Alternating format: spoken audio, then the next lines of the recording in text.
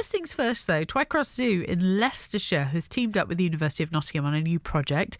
It's called Projecting Hope, and it's going to use holograms of elephants and rhinos to raise awareness of critically endangered animals. Dr. Lisa Young is from University of Nottingham and is heading up the project. Hello, Lisa. Thank you so much for joining us. Good to speak to you again.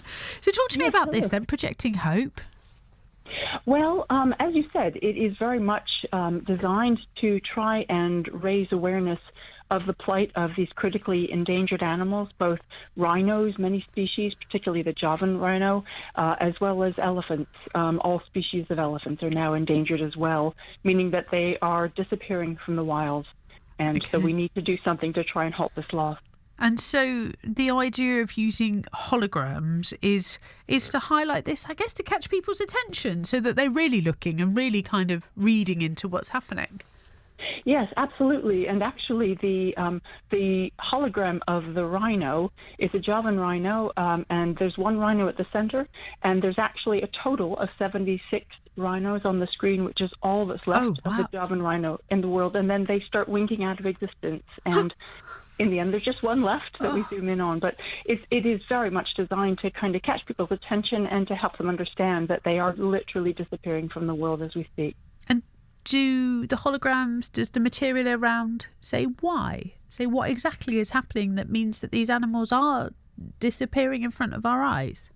Yes, indeed. So there are posters and signs as part of the exhibit that explain that basically we're doing it to them, both destroying the habitat that they would normally live in and also killing them for poaching reasons to get the horn of rhinos and in the case of the elephants, to get the tusks for ivory.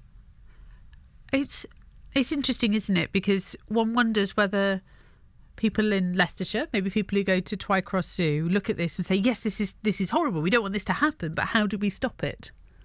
Indeed, yes. And there are things, and we point this out in the exhibit as well, but there are absolutely things that we can each of us do to help try and stop this. Some of it is just to boycott the purchase of any items made from either rhino horn or ivory. Which most people do, don't they? I mean, most people don't have ivory or rhino horn, do they?